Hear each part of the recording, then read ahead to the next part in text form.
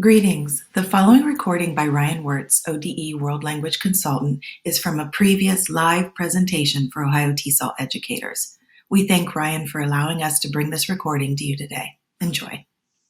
Our most critically important needs, and this is tied to the number of Ohioans that are employed by companies coming from these language blocks. Our number one most critically important language in Ohio is Japanese. More Ohioans are employed by either directly by Japanese corporations or subsidiaries of Japanese corporations than from any other language block. In fact, we're talking hundreds of thousands of Ohioans who are employed. You know, those of you who are with me here in Central Ohio know how big of an employer Honda of America is. And then of course, many subsidiary countries that make parts and supply things for the Honda plants. And there are other Japanese companies aside from Honda who have a presence in our state as well. Second most important, German. This usually surprises people. But the number of German companies employing Ohioans is not all that much less than the number of Japanese-owned companies employing Ohioans. And actually running neck and neck, I just saw the new data that came out in June of 2020. French is actually about poised to pass German as the second most critically important language. So German, because Ohio has major trading partners with both Germany and Austria, and then with French language, you know, we're right next to French-speaking Canada, but we also do a lot of business with France and Switzerland. So the point I'm trying to make is that if you work for a Japanese company or a German company or a French company, and you would like to do well in the culture of that company, it might be very beneficial for you to, in the very least, have a working knowledge or understanding of the unique aspects of that particular culture, be it the business culture or culture outside of work. And certainly for those that have hard language skills in Japanese, German, French, and so forth, the opportunities for you to kind of move up the ladder in those companies will be quite great. All right, let's take a look at this chart here. So you can see 20% of Ohioans who are employed directly or indirectly by Japan. 14%, the next biggest block is the United Kingdom. That's obviously an English-speaking block. Then comes Germany at 12%, Canada at 9%, and I would say about 4 of that 9% would be French-speaking Canada. And then you see France, Ireland, Switzerland. Actually, I'm not convinced now with Switzerland, the percentage that's probably coming to us from French-speaking Canada and France, that the French bloc hasn't actually surpassed the German bloc. I'm going to have to do some deeper research to see if those numbers have actually switched, if German and French have switched places.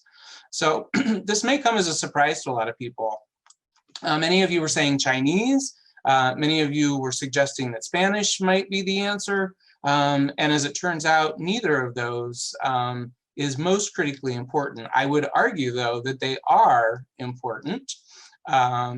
And just to share with you, if you kind of dig into that list a little bit deeper, and you also take a look at immigration trends here in the state, we also have to give honorable mention to a number of other languages, either because there are growing business opportunities in the state related to businesses from those countries, or because we're receiving significant immigration from those parts of the world. So you can see, for example, Arabic, Chinese, Spanish, they're important both because of significant immigration and because of ever increasing business opportunities through employers. We also, though, have a number that are specifically based on either business itself. For example, there is a lot of Russian investment in Ohio, and that is growing. And then, of course, many of you in your work have become very familiar with some of the major groups of peoples that have been immigrating to the US and to Ohio specifically. So you start to see things like Somali, Nepali, Hindi, and so forth. So just to give you kind of a snapshot of what our needs are linguistically. So we're going to come back to these languages a little bit later on when we're talking about how do we celebrate and recognize our students and our citizens' native and heritage language skills. Another interesting report came out in 2019. This was a study that was commissioned by the American Council on the Teaching of Foreign Languages, ACTFL. And again, they surveyed a very large number of businesses, of employers. And just in a couple years, you can see how those numbers from that first survey I shared, data collected back in 2016 and published in 2017, how that has further morphed. So this particular study, which was called Making Languages Our Business, Addressing Foreign Language Demand Among US Employers, those employers, 9 out of 10 of them, said that they rely on employees with language skills other than English.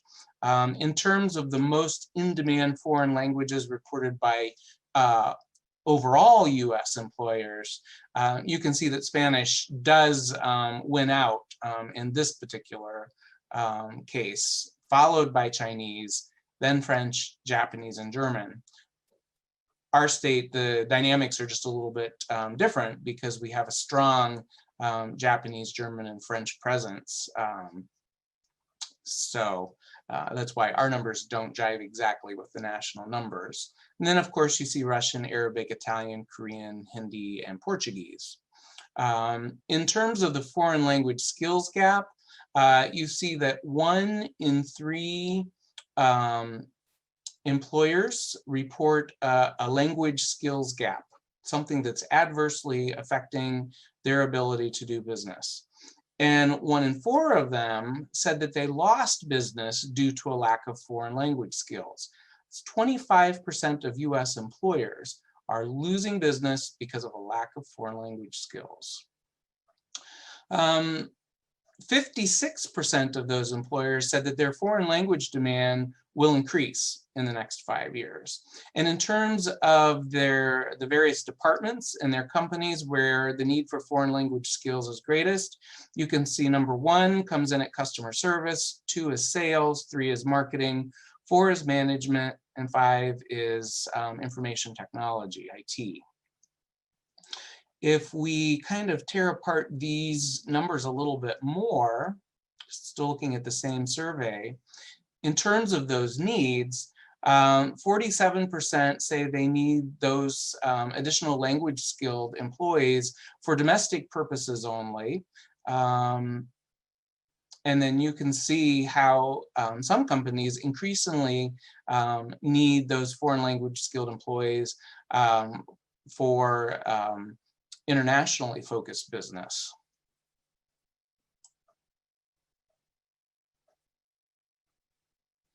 In terms of the sectors that are highly reliant on native and heritage language skills, foreign language skills, if you look down the left axis of this graph, you see construction, manufacturing, hospitality and travel, professional and technical services, healthcare and social assistance, education services, trade, and other. And in terms of reliance, the green represents a lot of reliance on foreign language skills. The purple represents at least some reliance on foreign language skills. And notice the blue is no reliance on world language skills, and they're very small. So that tells us that the majority of employers are reliant to some degree on the diversity of languages within their workforce.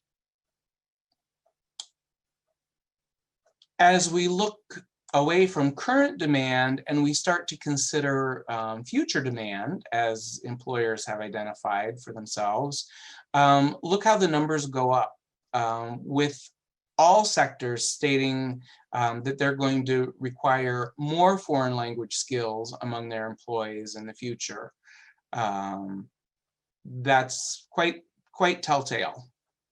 And for those members of our citizenry who say that, you know, we just need everyone to speak English, this kind of flies right in the face of that assertion. The demands are definitely there and growing, and our employers are telling us that. And, you know, as educators, they expect us to be aware of those demands and to do something about it. They are highly dependent on our graduates coming out of high school or out of college with the skills that they need to be effective members or effective employees in these different businesses. If we break that down between small employers, mid-sized employers, and really large employers, again, the demand is pretty telltale. Those more numbers or same numbers are the largest numbers. Those saying that they think demand will be less, those numbers are very small. So every way we analyze these data that were collected, we're seeing a strong need. So I just presented quite a bit of information about Ohio specifically. What is our specific, what is the supply and demand, or what is the supply, demand in Ohio? Let's take a look now at some data to kind of show whether or not we're supplying what is being demanded by our employers around the state.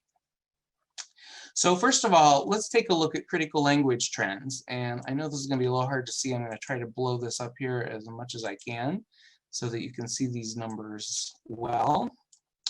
What I did is I went into our foreign language enrollment data. We really started to collect good numbers in terms of the different world languages that Ohio students are studying K-12 during the 2004-2005 school year. And so you can take a look at those three most critically important languages in Ohio, as our employers here in Ohio are telling us. And if you look in all three cases from the 2004-2005 school year to the most recent data that was available when this chart was created, which was the 2017-18 school year, you'll see that across the board, the numbers have been declining steadily. And I actually just received the data for the last two school years, the 18-19 and 19-20 academic years. And in all three cases, those numbers have continued to fall, unfortunately.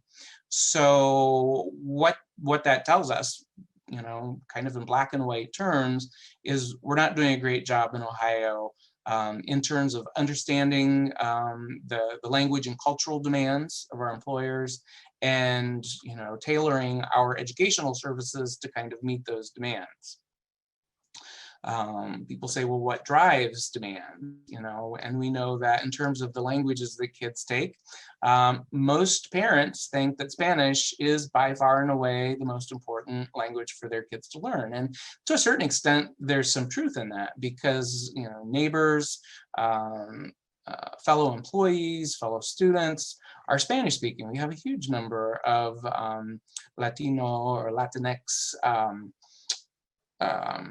immigrants in our state. So it's obvious that there is a demand for that. But what people aren't realizing is that those large numbers of Spanish-speaking people in our state are becoming increasingly well-educated and able to fill those positions that require Spanish-speaking skills.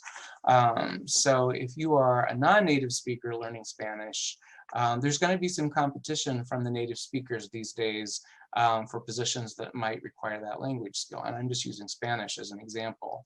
But you can also see our German numbers and our French numbers have declined. And I hear all the time about French programs being eliminated, German programs being eliminated. Quite often, there's no teacher to fill the position because not a lot of teachers candidates are going into the world language teaching profession, and that's problematic for us. So let's talk about one of the ways the state has positioned itself to kind of incentivize folks to maintain and grow their native and heritage language skills. At the same time, they work on solidifying their English oracy and literacy abilities and their world language skills. So let's move into the Seal of Biliteracy portion of this presentation today. So first off, what the heck's the Seal of Biliteracy? All right, it's an award that's given to a high school graduate to essentially certify the attainment of a high level of proficiency in both English and at least one other world language, and a level of proficiency sufficient enough for meaningful use in college and a career. What the Seal of Biliteracy program is not is a recognition program just to kind of celebrate our students' native, heritage, and world language talents and abilities. It's more. The state is actually certifying for employers, for military recruiters, for university admissions staff, that the recipients of an Ohio Seal of Biliteracy have a high enough level of proficiency in English and in whatever language or languages that they may know aside from English, that they are at a level that can be utilized fully in academia, in the workplace, in a military setting. Right? And I think a lot of people aren't aware of kind of that nuance. They think, oh, Seal of Biliteracy, this is, kids take some languages, they, prove that they, still have some degree of proficiency in their native or heritage language. Let's, pat them on the back and give them the Seal of Biliteracy. And that's not quite the overarching purpose of this program. So as we look at the Seal of Biliteracy movement around the country, Ohio kind of falls at the midpoint in the Seal of Biliteracy movement. The first Seal of Biliteracy was offered in California in 2011, and then the movement kind of caught fire there and took off across the rest of the country. Today, 40 states now have approved state Seal of Biliteracy programs. Oklahoma was the latest state. The District of Columbia also has a Seal of Biliteracy program. And as you take a look at this map, which is on the sealofbiliteracy.org website, where they keep track of the Seal of Biliteracy movement around the country, you can see that 4 additional states, New Hampshire, Vermont, Pennsylvania, and Alabama, either have legislation or a state board rule under consideration that could result in the implementation of Seals of Biliteracy there. So we're at least on our way to having 44 states plus the District of Columbia with Seal of Biliteracy programs.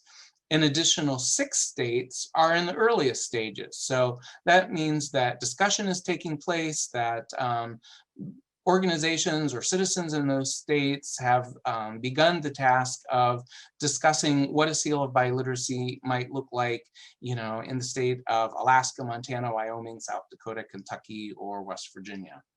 Our hope, though, is that within the next couple of years, that all states would offer a Seal of Biliteracy to their graduates. Ohio was the 25th state, so we're right kind of in the middle. We had started thinking about a Seal of Biliteracy when we saw it coming out, but in Ohio we tend to be cautious, and we tend to like to look and see what others are doing first and kind of learn from their initial attempts and foibles and successes and failures. So when we formally began considering a seal of biliteracy in 2016, at that point, there were 24 other examples that we could draw from as we tried to create a program that would work and be most equitable here in Ohio in our Buckeye State context. So let's talk a little bit about why award seals of biliteracy. I kind of said it in broad terms a few minutes ago. These reasons for studying for biliteracy I actually took right out of the original legislation that came out in the Ohio legislature. And I have to tell you, when this came out and I read through this list as it appeared in the initial legislation, and the final legislation that was passed, my jaw dropped because our very conservative legislature, for the first time in at least my memory, said some pretty amazing things about language and diversity. So let's take a look at this list. First of all, a seal of biliteracy is designed to encourage the study of world languages. It's designed to incentivize English learners. It is created to certify the attainment of biliteracy. Notice we're not talking just about oracy. Many of our students have strong oracy skills in their languages. This program looks beyond that and also requires them to exhibit a level of literacy in their language. The program is designed to allow students to earn one of 2 graduation seals. We now have 12 official graduation seals that our graduates can earn as students in the class of 2023 and beyond. So that would be this year's sophomores and freshmen. They're actually now going to be required to attain at least 2 graduation seals. So the Ohio Seal of Biliteracy could be one of those. And I say they need to attain them in order to graduate. That's now become a graduation requirement for the class of 2023 and beyond. It was created to give employers and military recruiters insights on the skills of graduates, to give universities an additional mechanism to identify strong candidates for admission and scholarship, to prepare students with essential 21st century skills. And these last 2, they really make my heart swell. Number 8 is recognize the value of foreign and native language instruction. And the last one really kind of blows me away. Coming out of our Ohio legislature, strengthen intergroup relationships and affirm the value of diversity. And obviously this came out a few years before all of the recent movements that have been taking place. So that's a pretty powerful list of reasons why students might want to attain a seal of biliteracy. And I think these reasons, coupled with the information that I shared just a bit ago in terms of what employers are demanding from the workforce these days, that's a pretty powerful incentive to encourage kids to work towards attaining a seal of biliteracy. So the specific benefits should be pretty obvious, but having a seal will help a graduate showcase their biliteracy and intercultural skills for prospective employers and military recruiters. And of course, this is something else now that college admissions offices have become aware of and are starting to look for among applicants to their institutions. So having a seal of biliteracy will definitely bolster our students' credentials as they try to get into perhaps a better college or university, or as they compete for scholarships, or even as they try to place out of low-level courses and into higher level language courses, so that they continue their learning trajectory and they're not bored relearning stuff that they've already had.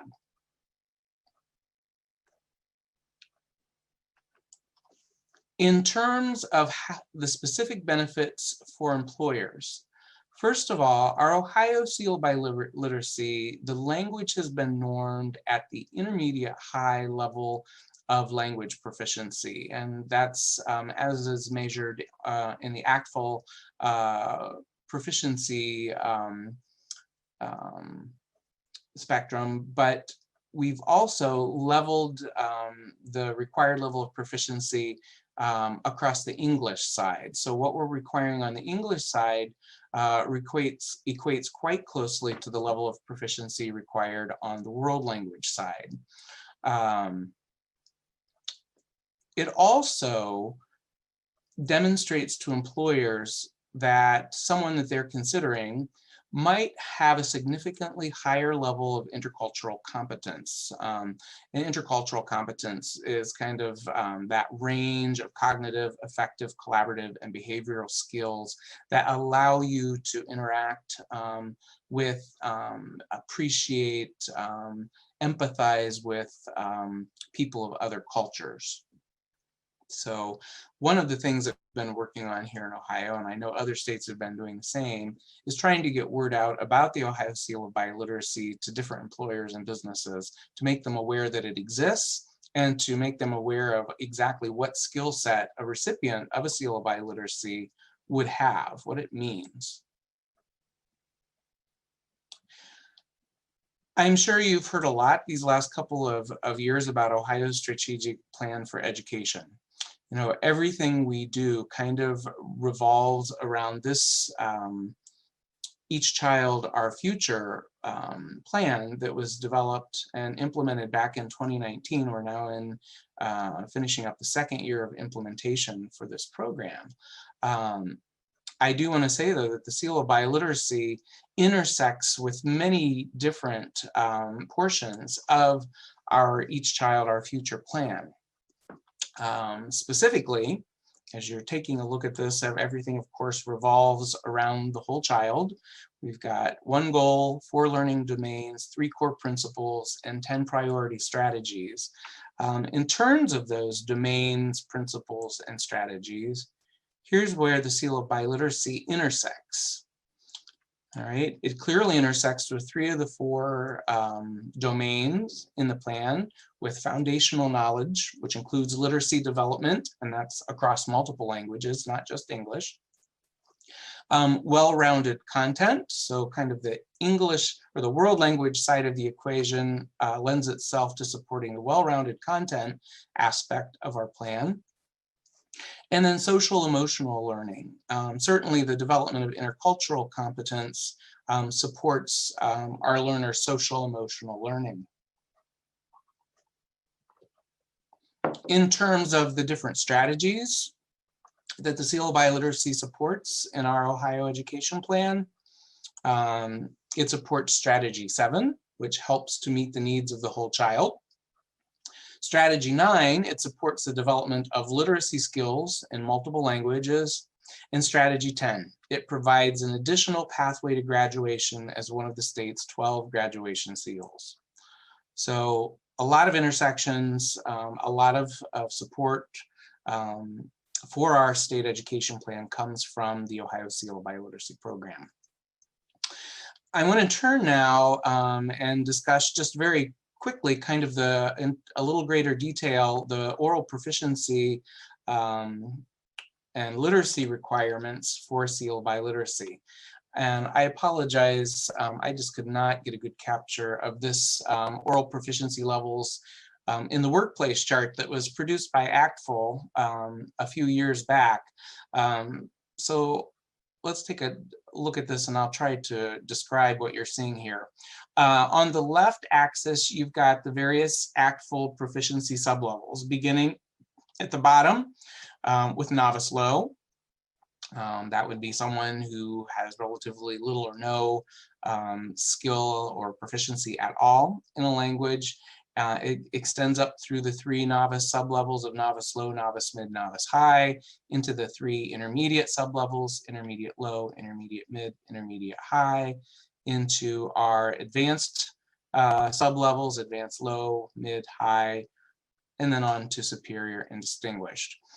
What I'm interested in you taking a look at as the point at which students have enough proficiency to begin accomplishing certain job-related tasks. And you can see that begins roughly at the ACTFL intermediate mid sublevel of proficiency.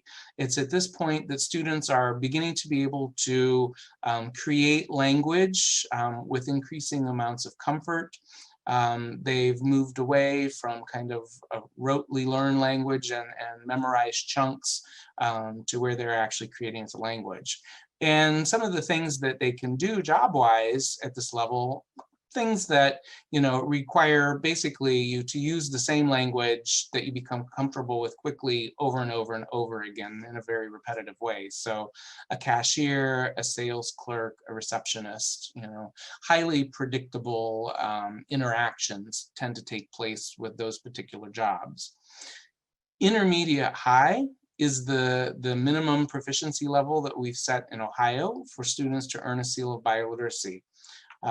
Notice how long it takes students learning a level 1 or level 2 difficulty language like Spanish, French, German, Italian, Swahili, Portuguese, Latin, how long it takes for them to make their way up the proficiency spectrum here. The typical student in Ohio that takes a world language, and I need to tell you, only 1 in 5 students ever studies a world language anywhere between kindergarten and 12th grade. So that's like 19.7% of all K-12 students ever have a language learning experience aside from English. 88% of that 20% only takes 2 years of language. They do that to meet, kind of the very minimal college admissions requirements to help bolster their college admissions applications. For our students who want to attain an honors diploma, 3 years will get you up to the intermediate low level of proficiency. Those kids who stick it out for an AP or IB course and maybe take 4 or 5 years of language, that's when they're starting to hit the intermediate high level of proficiency. And then for those lucky students in Ohio's 14 immersion schools who may have the opportunity to go through a 10 to 12 year progression of learning another language, they are the ones who are most likely to begin entering the advanced low level of proficiency. So people are surprised by how long it takes students to actually gain a level of proficiency that becomes useful in the world of work. As you look at this middle column, as you go on up the proficiency scale, you can see some of the professions that they can do when they have attained that level of proficiency. For example, most states set their K-12 language teacher level of proficiency at advanced low. We're really desperate for world language teachers in Ohio, so we've actually set our level of proficiency at intermediate high. This is also why we did not choose to require an advanced low level of proficiency. It would be very difficult for students whose teachers are licensed at an intermediate high level of proficiency to ever attain an advanced level of proficiency because they're not going to be exposed to advanced level of proficiency. You can see some other things going on here: social worker, police officer, dispatcher, customer services representative. These are some of the other jobs at the advanced low level.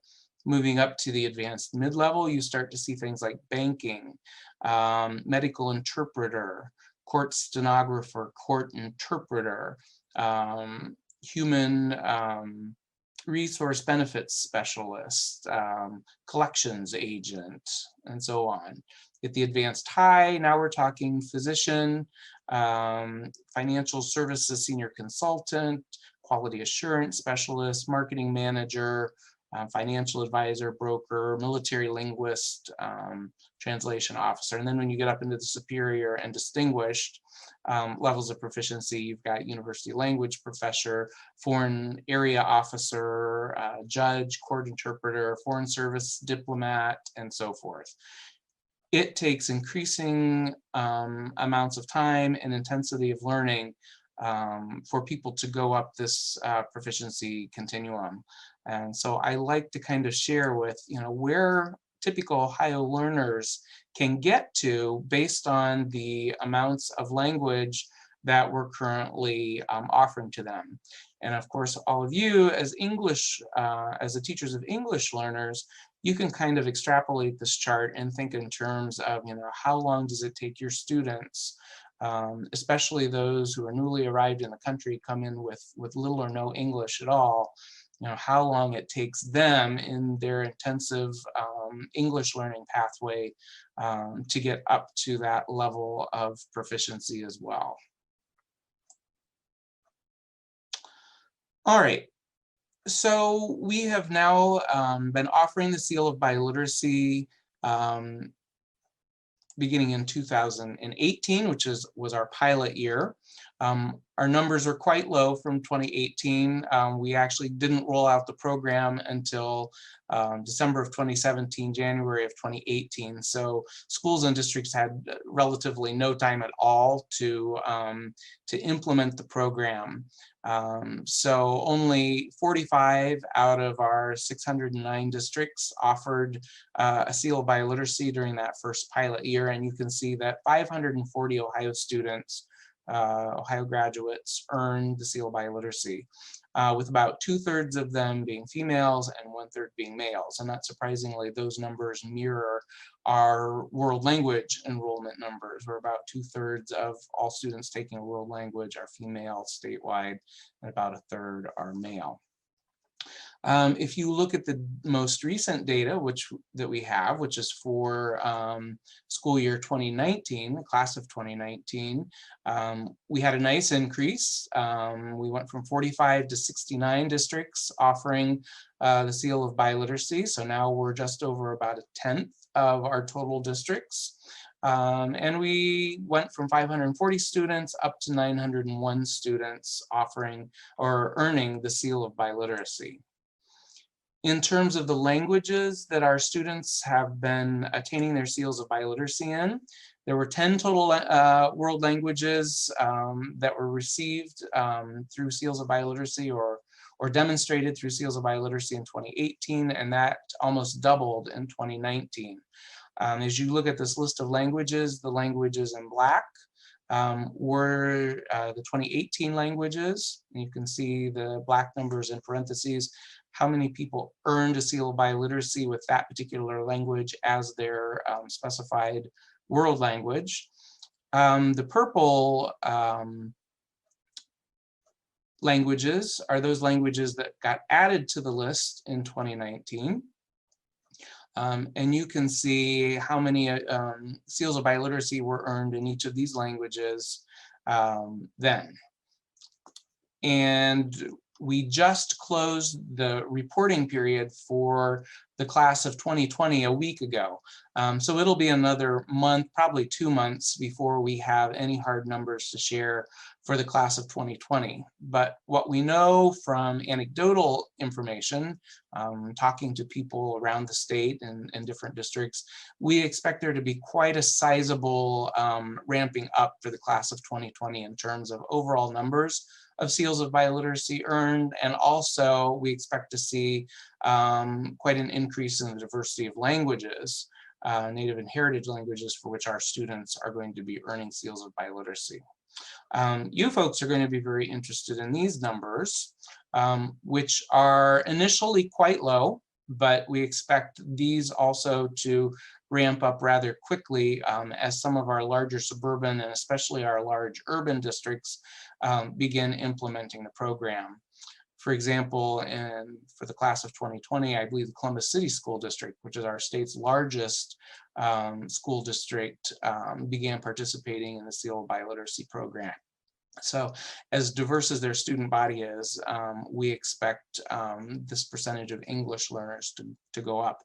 It's interesting, we have about 2.7% of all learners K-12 in Ohio are English language learners, and this number just about mirrors it right now for 2019, 2.4%.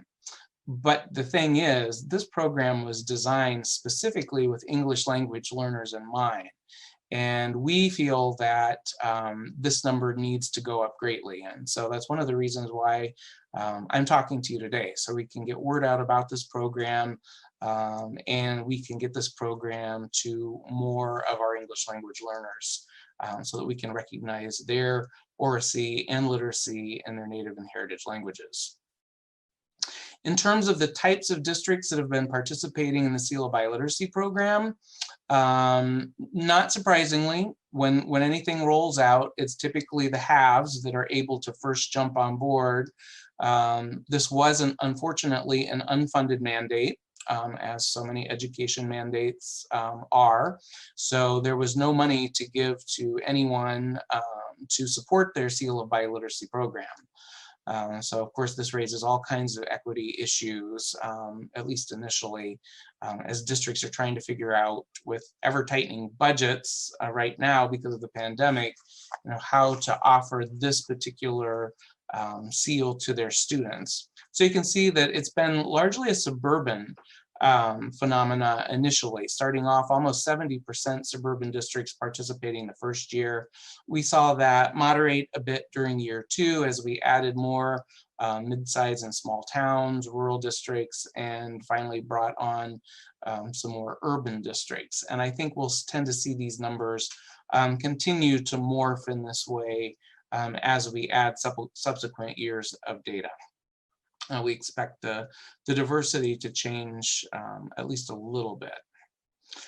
In terms of how this is playing out, looking at race, you can see that the vast majority of the students earning seals of biliteracy up till now have largely been identified as white or Caucasian, running right around 70% of all recipients.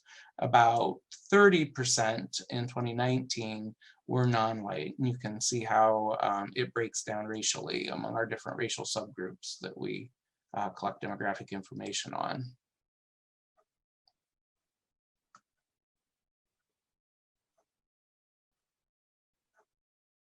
And where you see the less than 10, we're required in Ohio to mask numbers that are less than 10 because they can begin to become easily identifiable at the student level. So any number below 10 is simply shown as less than 10, just to explain what you're seeing on the chart. So, we're off to a decent start. We have a lot of room for growth. I think you would all agree. We certainly know that and are working to those ends at the Department of Education. Back in late 2019 and at the very beginning of this year, we reached out to a rather large random sampling of our districts who were not yet participating in the program.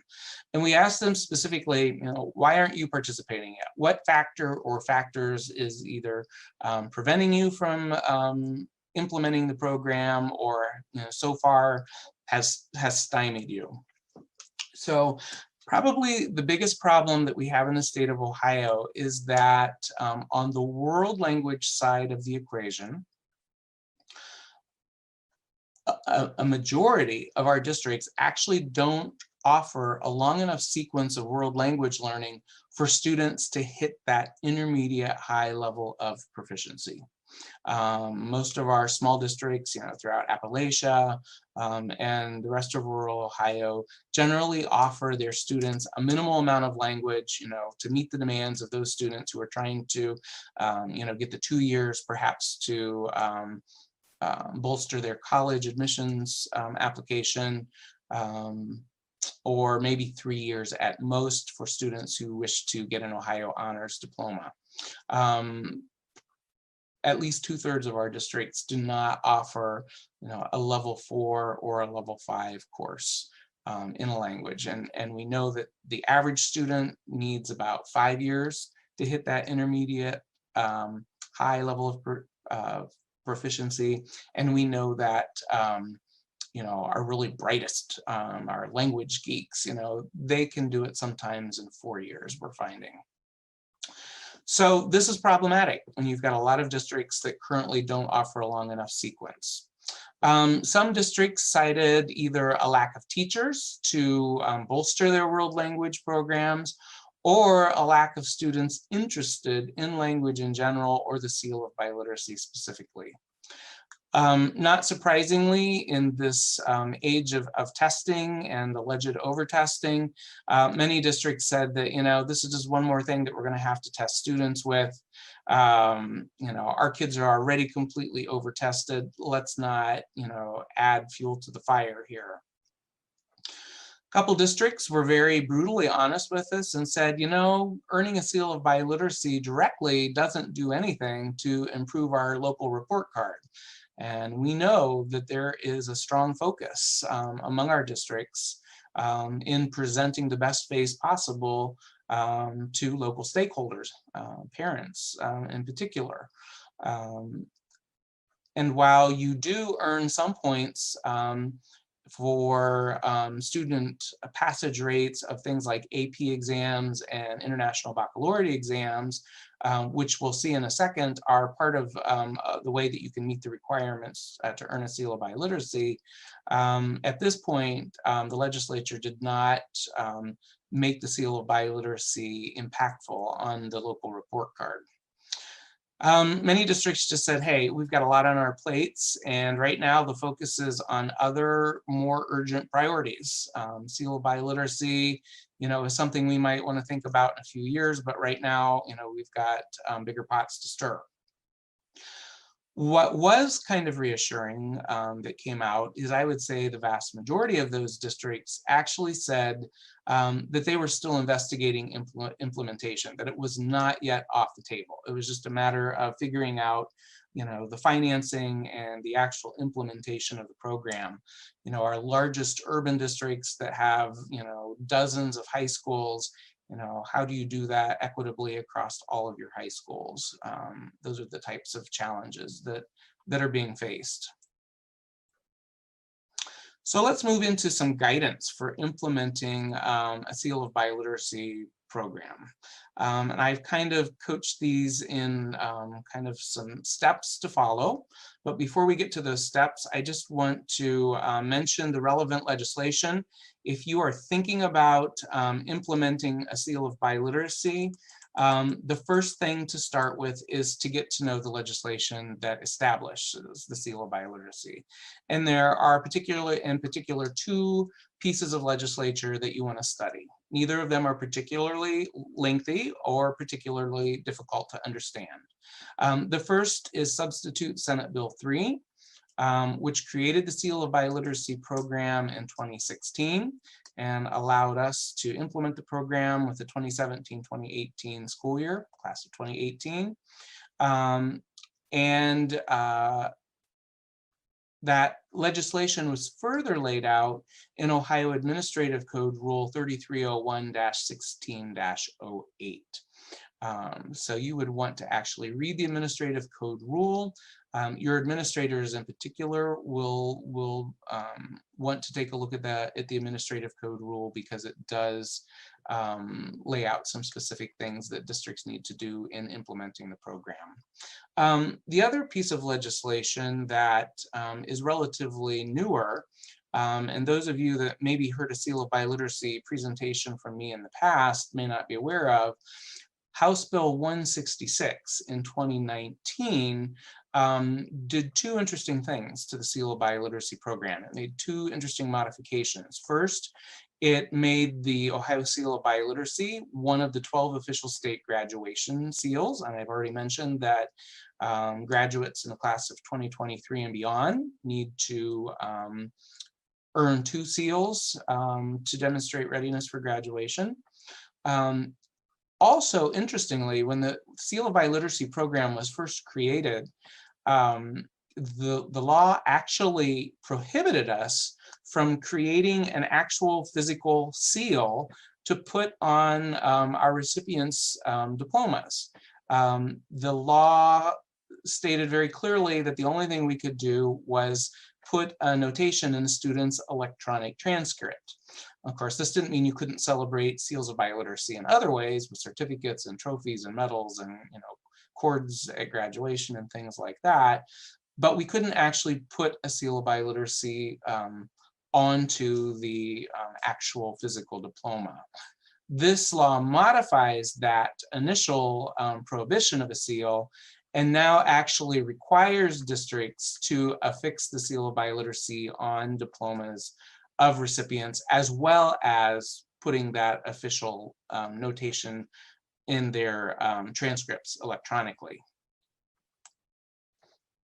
So if you're offering the seal of biliteracy and you have not been putting an actual physical seal on the diploma, you'll want to get in touch with whatever vendor you use to, create awards, and they would be able to work with you to create an Ohio Seal of Biliteracy for you to actually physically put on the diploma. That is a local level responsibility. That does not come from the state. Let's turn now to the English language requirements. This will be of particular note and interest to all of you. A student can be identified as meeting the requirements for Seal of Biliteracy on the English side of the equation if they've met one of these qualifiers. Either first, they have scored proficient on Ohio's required state tests for high school English language arts. Currently, that requirement is the ELA 1 and the ELA 2 test, but note for graduates in the class of 2023 and beyond, so this year's sophomores and freshmen, they just have to score proficient on the ELA 2 test. They do that, they have qualified for Seal of Biliteracy on the English side of the equation. The second way for students to qualify on the English side is to earn remediation-free scores on the English and reading sections of one of the 2 state college readiness examinations that are currently offered. That would be the ACT or the SAT, English and reading sections. If you're interested in what those remediation-free scores are, you can go to the ODE website and just put remediation-free scores in the search box, and it will take you to the webpage where those scores are publicly available. Another way, and this happens in certain districts that are permitted, or specific schools that are permitted to offer a department-approved alternative assessment. These are typically non-public, non-charter schools that are allowed to offer these alternative assessments. They also have the ability to offer the Iowa and the Terra Nova tests. And if the student earns proficient on the English sections of those tests, then they qualify. And then finally, and perhaps of greatest interest to all of you, is that if a student who is an English learner earns a score of proficient on the high school version of the Ohio English Language Proficiency Assessment, the OELPA, that will qualify them for Seal of Biliteracy as well.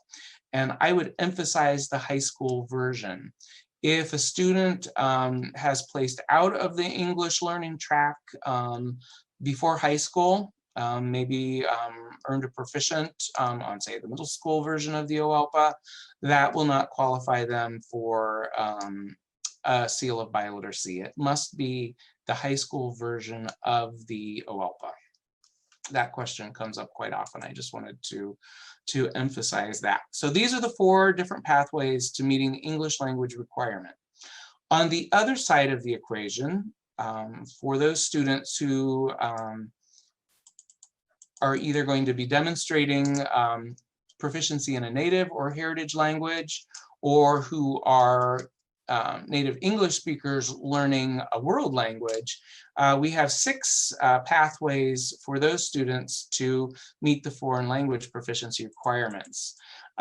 First, they need to pass an AP foreign language exam with a score of 4 or higher. They need to pass an IB foreign language examination with a score of 5 or higher. That's for the higher level assessments, or a 6 or higher on the standard level IB assessments. They need to attain a score of intermediate high or higher in comprehension, speaking, reading, and writing the language using a department-approved assessment. And we have a fairly lengthy list that's been growing in recent years of nationally valid and reliable proficiency assessments that can be used to qualify kids for seals of biliteracy. There's an assessment now for almost 70 or 80 different languages at last count. They can also be eligible. Number 3 and number 4, there's not actually a whole lot of difference. We actually put number 4 in just to remind people that not only can students earn a seal of biliteracy if they can attain that intermediate high score of world language proficiency, but we also want to remind everyone that they can also earn credits for their proficiency as well, by basically following the same mechanism as was described in number 3. Comprehension, speaking, reading, writing assessments on department-approved assessments. And we're going to talk more about credit flexibility at the very end today, so just be patient and bear with me on that one. Number 5, this is for students who may be learning a visual language like American Sign Language. In the case of visual languages, they need to demonstrate an intermediate high or higher on the ACTFL proficiency scale in interpersonal signing, presentational signing, and demonstrating understanding of American Sign Language on an ASL assessment that's been approved by the department. And there are currently 2 on our list, and we're eagerly awaiting the release of a new ASL proficiency assessment from ACTFL. It was supposed to come out this year in 2020, but because of the pandemic, I understand that they have delayed the release of that assessment until next year. But that should provide a less expensive and easier to access American Sign Language assessment in the future. And then for our students who are studying a classical language, in Ohio we have students learning Latin. We also have students learning ancient Greek. They must attain a score equivalent to intermediate higher minimally in interpretive reading.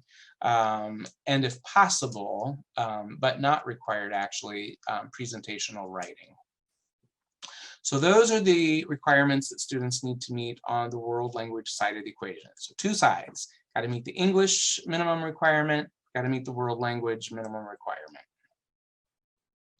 So let's now turn to steps to implement a program.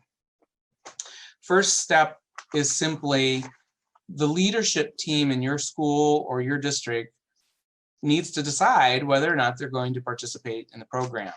And as this decision is being made, we strongly encourage those district decision makers to include their world language and ESL staff members, as well as their guidance counselors, in the decision-making process, because you are all important stakeholders in rolling out this program. Secondly, I strongly encourage district leaders, but anyone who is going to be involved in implementing the program at the local level, to go over all of the guidance information that we've posted on our Seal of Biliteracy webpage. And if you go to education.ohio.gov and you type Seal of Biliteracy, in the search box, it'll take you directly to this webpage, and you can see the different resources that are listed there. And I'll go over those in a little more detail in just a second. The third step is to create and make available a local application for students who are within 15 months of graduation to use to signal their intent to earn a seal of biliteracy. Now, this 15-month window is important. This means that you can't begin testing a student, or a student can't begin qualifying for a seal of biliteracy until they're within 15 months of their date of graduation. What we know about language proficiency is that if you're not using it, you lose it. So if you qualify at the intermediate high level of proficiency in a language, your freshman or sophomore year, you were one of those brainiacs that takes the AP test and gets a 4 on the AP test as a sophomore. Unfortunately, that AP score of 4 will not qualify you for a seal of biliteracy. And the reason for this is that the state, again, is certifying to employers, admissions counselors, military recruiters that at the time of graduation, the student has an oracy and literacy level approximating the intermediate high level of proficiency. So therefore, students can only qualify in that 15-month window. Just want to make sure that's clear to everyone. You need to determine locally what your deadline will be for students to indicate their intent to earn a seal of biliteracy.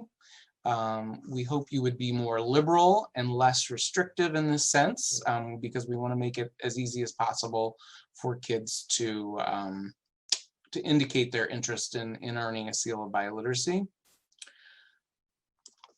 Once the district leadership team has decided that the district or the school is going to offer the seal of biliteracy program, you don't contact the Department of Education and say, we want to participate. It's a locally made decision. The way that you will signify to us at the department that you are offering or participating in the seal of biliteracy program is that you will post information, the application, and your guidance for those students who are interested in earning a seal of biliteracy on a highly visible part of your website. If a parent calls me from a school and says, hey, I'd like my kid to earn a seal of biliteracy, do you know if my district offers it? The only way we have of knowing is to go onto your website and do a little quick research to see if you're offering the seal of biliteracy. Or if we're lucky enough to know an ESL teacher or world language teacher in that district, you might get a rapid fire email message from us saying, hey, is your district participating in the program? But there is no official way to register the seal of biliteracy program. And that's simply because that this program, although it is a statewide program, it's administered completely at the local school or district level. The sixth implementation step is to advertise your program. Get the information out to students, get the information out to parents, both your English language learners as well as your world language learners.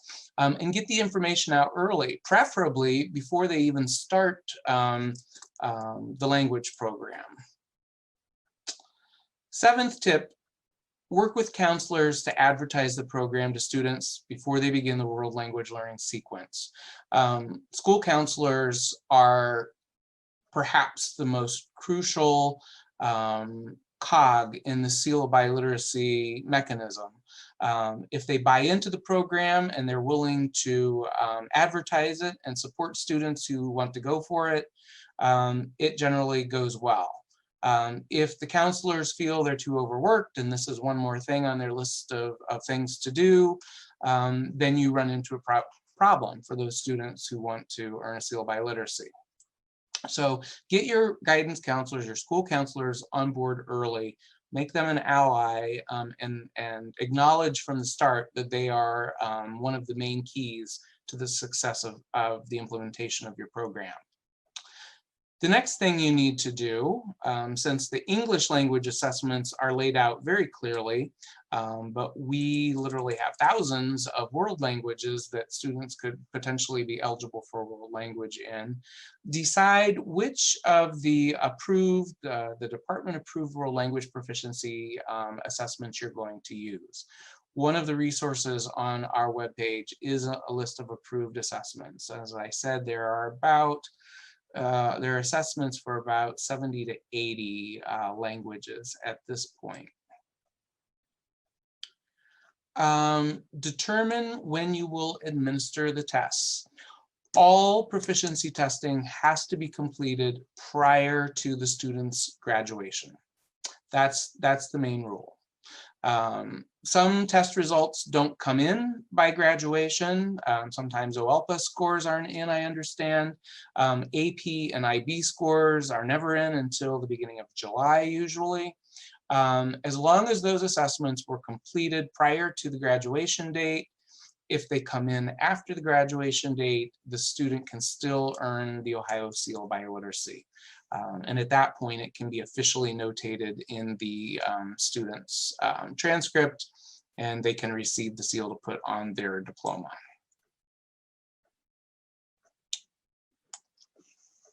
Once testing is complete, it's up to you at the local level to make sure that the student has met the requirements on both the English side of the requirements equation and on the world language eligibility side of the equation.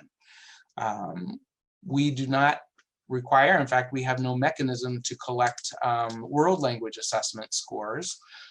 So you are charged with that record keeping and ensuring that students are actually at the intermediate, mid, or the intermediate high level of proficiency in their world language.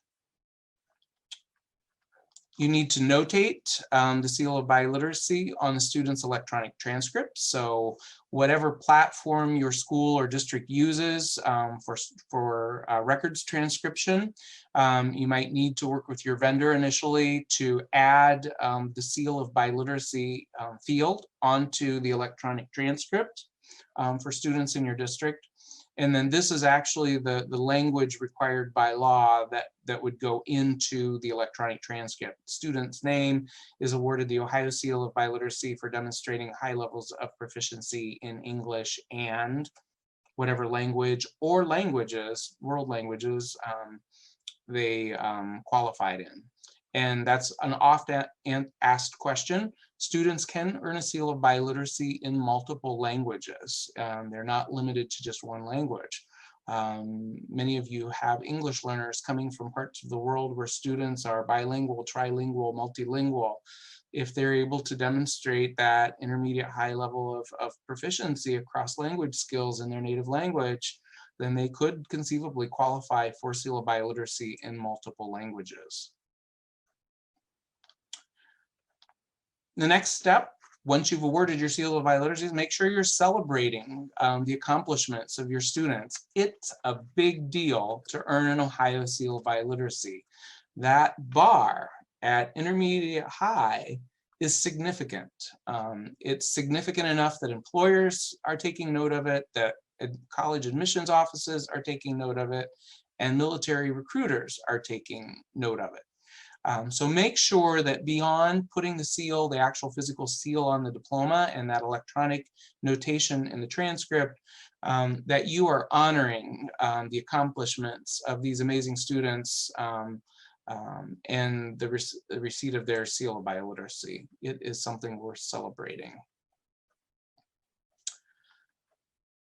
All public schools, and this is the other way we know that your school or district is participating in the Seal of Biliteracy program. Every school or every district has what's called an EMIS coordinator. EMIS is our data collection system that schools are required to submit their data through. And your EMIS coordinator is in charge of all of that data entry for every student, everything they take, everything going on in your district. In the graduate record, these are the record of students who are graduating. There is a field where your district needs to submit the code for the language or the codes for the languages for which your student earns a seal of biliteracy. The list is quite long. Here you see just a little snippet of it. Not all languages are listed. That would be impossible to do, given that there are 7,000 to 8,000 languages in the world. The last time I counted, there is also a number for other, if we don't have a specific language listed. The list is quite extensive though, and it was created in mind, looking at Ohio's immigration numbers. So largely, those populations that are immigrating to Ohio, more often than not, you should be able to find their language on the list of program codes. So that's how you officially qualify a student for their seal of biliteracy, by reporting that seal of biliteracy to ODE through EMIS in the graduate course record using the proper language code or codes. The last step is to maintain long-term records.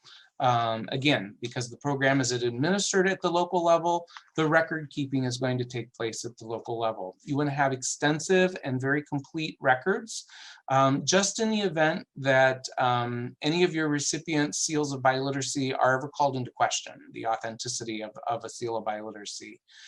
You should have information on that student in long-term storage that clearly demonstrates, how the student met the English and the world language requirements, what language it was earned in, what year it was learned in, the student's identifying information tied to all of that.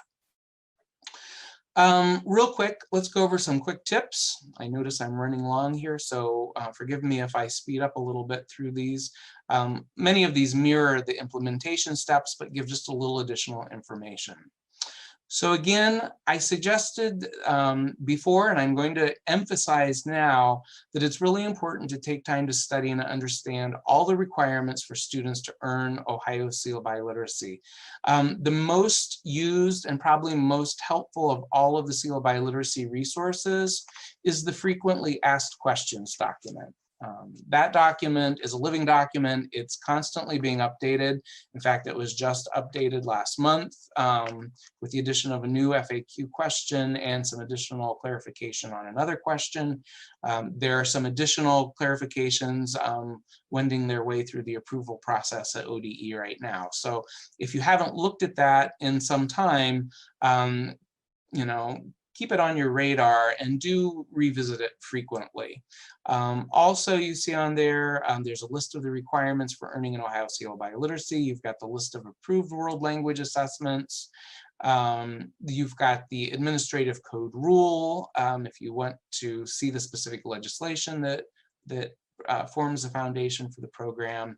There's even an introductory video that's kind of fun to share with parents or colleagues to kind of introduce the idea to them. My second tip, again, comes back to your school counselors, to your ELA and ESL teachers, and your world language teachers.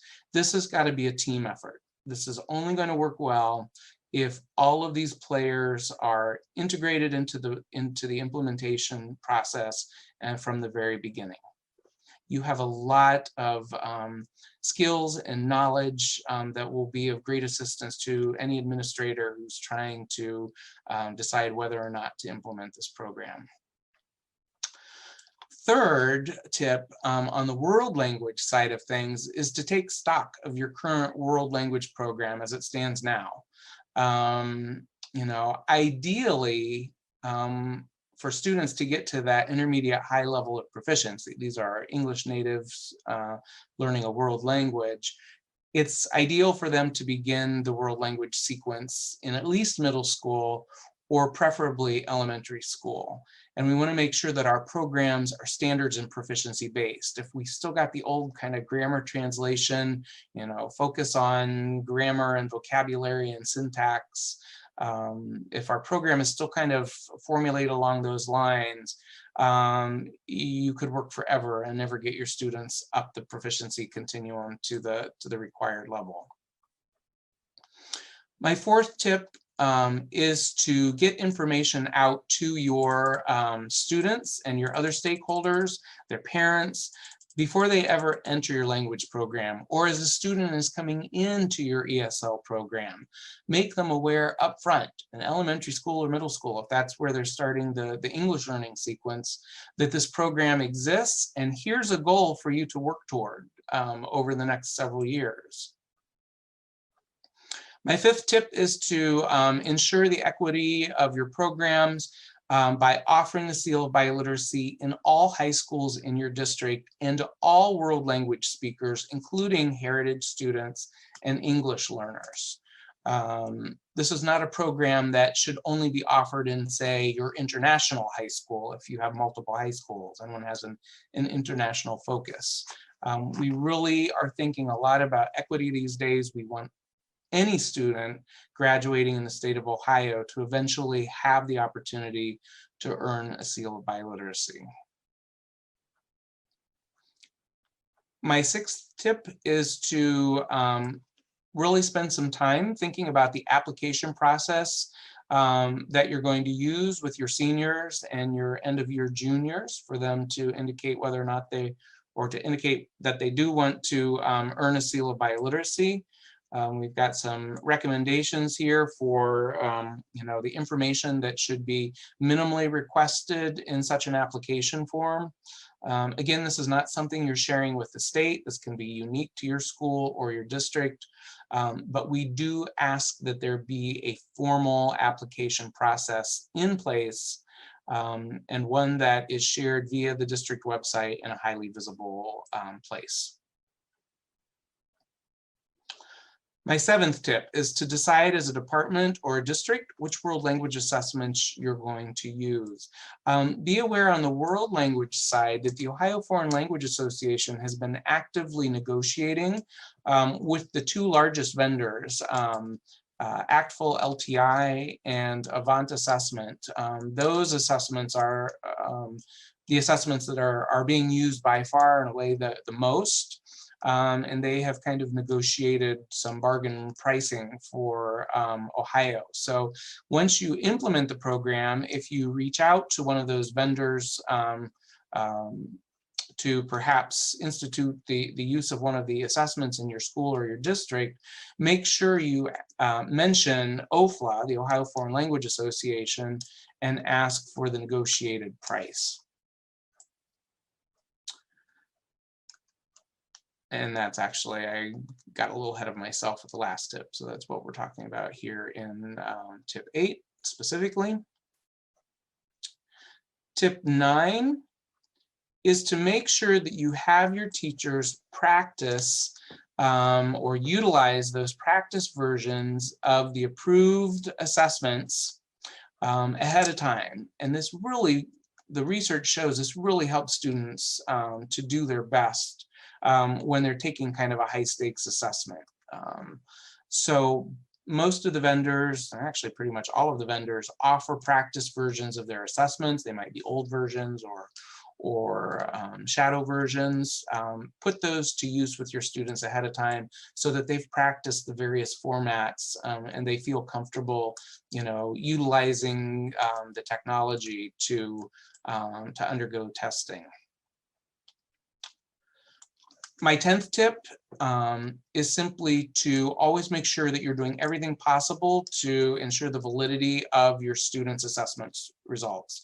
So this program requires that teachers never proctor their own students' tests. There should always be a building or district testing coordinator or another neutral staff member proctoring or minimally assisting with the proctoring of the required assessments. We just don't want you to ever put yourself in a position where your honesty is questioned. Tip 11. This is for the non-ESL teachers in the crowd, if there are any. We want you to work with your ESL colleagues to identify literate heritage speakers who might qualify for the seal of biliteracy. I just wanted to mention, there's often question, what do we do about a student who speaks a language for which there is not yet a nationally valid and reliable, ACTFL oriented proficiency assessment? If you have a student who speaks a language for which we have no department approved assessment, the steps are quite simple. You contact me or my colleague, Kathy Shelton. We're the two world language consultants. You could also reach out to my Laos Center colleague, Donna Villarreal, or David Brower in assessment. We can all get you to the right place in terms of how to go about setting up an alternative assessment situation for those students. We don't want students to be limited by the fact that no one has seen value in creating a proficiency assessment for their language.